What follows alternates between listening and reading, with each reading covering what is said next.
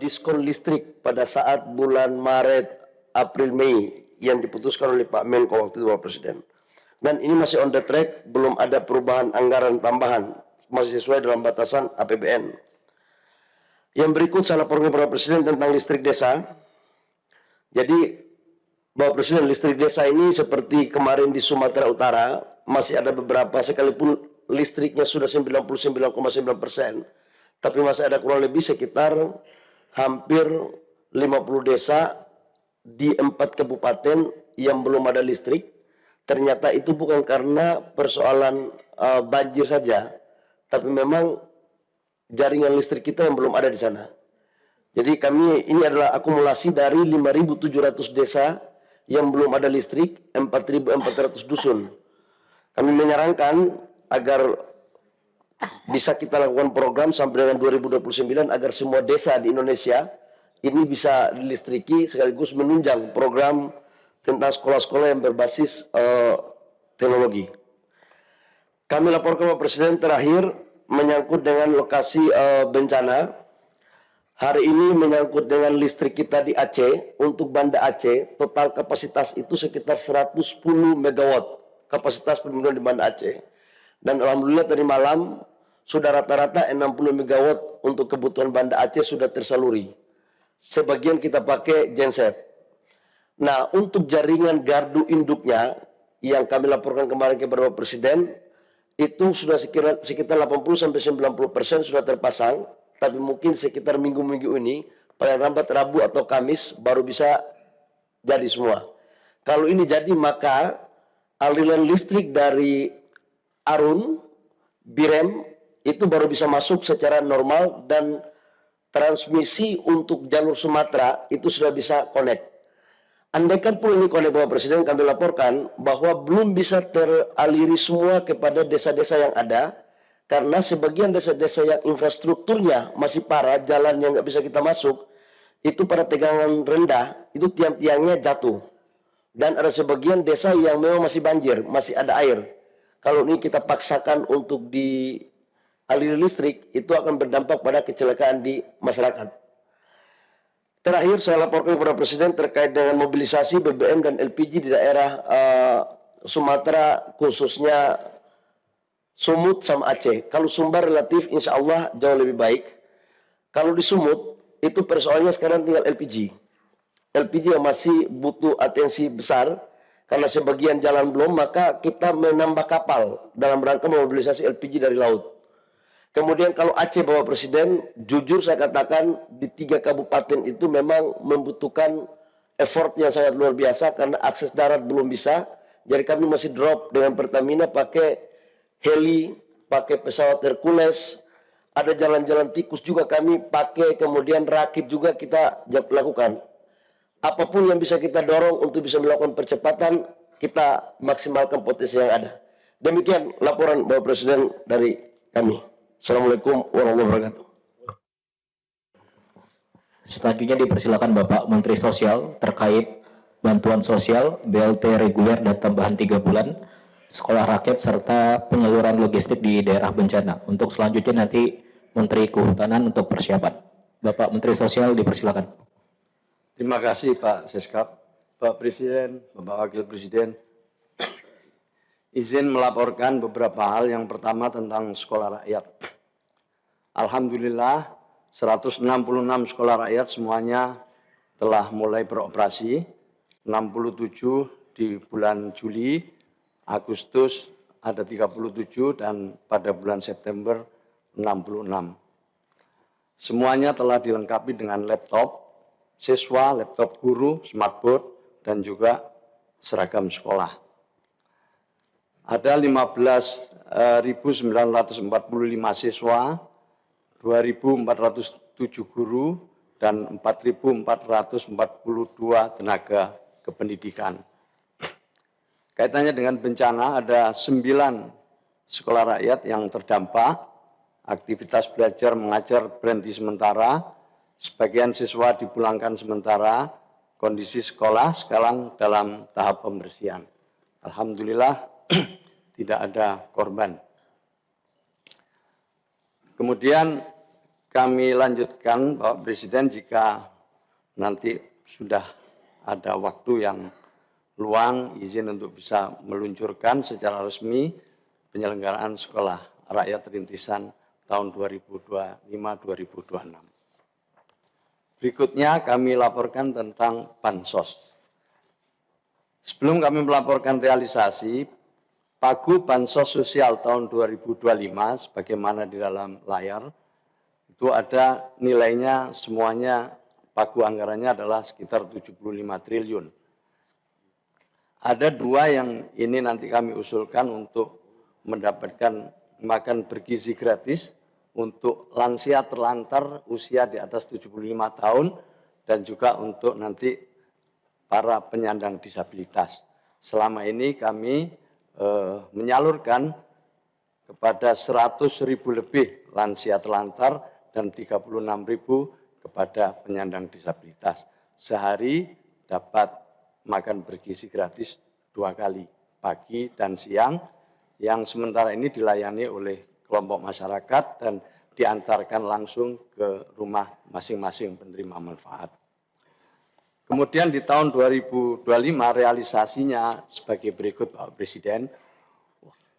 Untuk bansos reguler, alhamdulillah semuanya sudah di atas 90% kecuali sembako atau bansos sembako di triwulan 4 yang baru mencapai 40% karena anggarannya masih dalam proses pengajuan anggaran tambahan. Sementara kebijakan Bapak Presiden yang memberikan bantuan langsung tunai sementara di 3 bulan terakhir di tahun 2025, sekarang sudah mencapai penyalurannya kepada 29 juta lebih keluarga penerima manfaat. Nilainya sudah 27 triliun lebih. Perlu kami tambahkan, selama ini bansos reguler, baik itu PKH dan sembako, diterima oleh kurang lebih 18 juta KPM. Dengan ada tambahan BLTS ini, sekarang penerima bansos sebanyak 35 juta KPM lebih di desil 1, 2, 3, dan 4. Dalam rangka penyaluran BLTS ini, kami bekerjasama dengan BPS dan juga dengan daerah untuk terus melakukan pemutakhiran data. Mudah-mudahan pada akhir minggu depan, kita sudah bisa mencapai lebih dari 31 juta KPM penerima manfaat. Kami juga akan mengusulkan adanya bansos adaptif dalam rangka pemulihan ekonomi korban bencana alam dalam bentuk BLTS kebencanaan. Ini adalah usulan kami Pak Presiden. Kemudian yang terakhir adalah dukungan Kementerian Sosial dalam menangani banjir longsor di Aceh dan Sumatera atau di Sumatera. Pertama, tentu kami memiliki buffer stock logistik di setiap provinsi, kabupaten, kota, dan beberapa titik di daerah rawan bencana di tingkat kecamatan dan kabupaten dan desa. Itulah yang kami dorong. Dan yang kedua, kami juga membuka dapur umum. Ada 39 dapur umum yang memproduksi 400.000 lebih porsi setiap harinya. Tentu ini jumlahnya dinamis, makin hari makin berkurang. Dan di lapangan kami bekerja sama dengan BNPB, dengan TNI, dan Polri dalam rangka melayani para pengungsi secara bersama-sama. Kami juga mengirimkan beras reguler seperti ke Aceh, juga ke Sumatera, sebanyak 100 ton lebih. Total bantuan Kementerian Sosial per 11 kemarin itu kita sudah mencapai 89 miliar lebih. Demikian laporan kami Pak Presiden, kurang lebihnya mohon maaf. Wassalamualaikum warahmatullahi wabarakatuh. Selanjutnya Bapak Menteri Kehutanan, untuk nanti berikutnya Bapak Kepala Badan Gizi Nasional. Bapak Menteri Kehutanan dipersilakan. Terima kasih yang terhormat Bapak Presiden, Bapak Wapres, Bapak Ibu sekalian.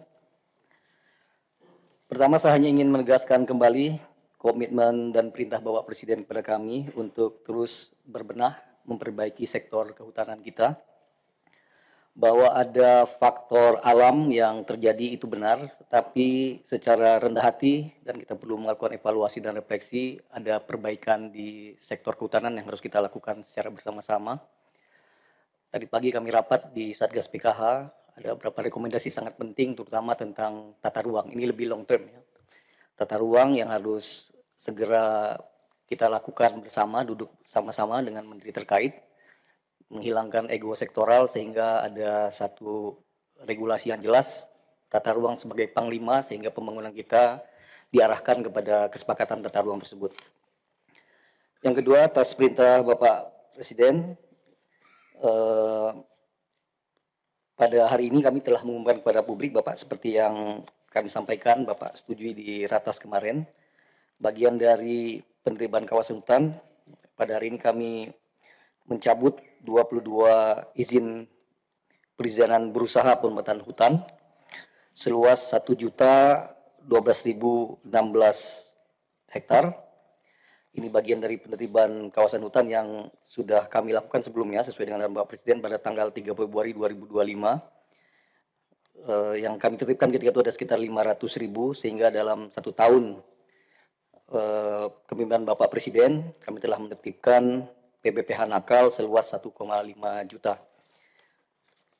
Selanjutnya tentang penegakan hukum, sekali lagi kami tadi sudah rapat Pak Presiden di Satgas PKH, akan berproses, sudah diidentifikasi di 3 tempat, terutama tentang asal kayu yang hanyut, yang menjadi concern publik. Sudah ada catatan berapa perusahaan di 3 provinsi tersebut. Namun nanti tentu secara hukum nanti akan berproses baik melalui kepolisian, melalui ya, tentu dengan koordinasi dengan Satgas PKH seperti yang tadi disepakati. Jadi insya Allah concern publik tentang asal kayu dan juga tindakan perusakan hutan dan lingkungan akan kita umumkan kepada publik sesegera mungkin Pak Presiden. Demikian, wassalamualaikum warahmatullahi wabarakatuh.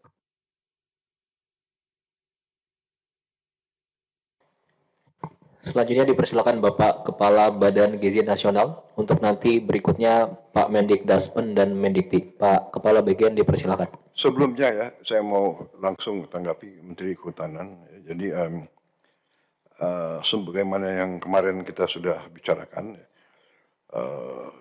segera diverifikasi, diperiksa, diaudit semua perusahaan yang memegang konsesi yang tidak mentaati peraturan itu ditindak, ya, dilihat seberapa besar pelanggarannya dan itu dicabut. Ya, yang sudah Anda cabut kemarin itu 20. Di Sumatera sendiri 116.000, Pak. Yang terkait dengan banjirnya nanti dikoordinasikan dengan Satgas PKH, Pak. Tapi tadi mungkin tidak bisa diekspos ke publik pada saat ini. Tapi terus bekerja seperti perintah Bapak, Pak. Oke, jadi ke publik pada saat ini, tapi terus bekerja seperti perintah Bapak, Pak. Oke, jadi jangan ragu-ragu kalau Anda perlu bantuan personel untuk investigasi, minta saja nanti ke KL lain, ya.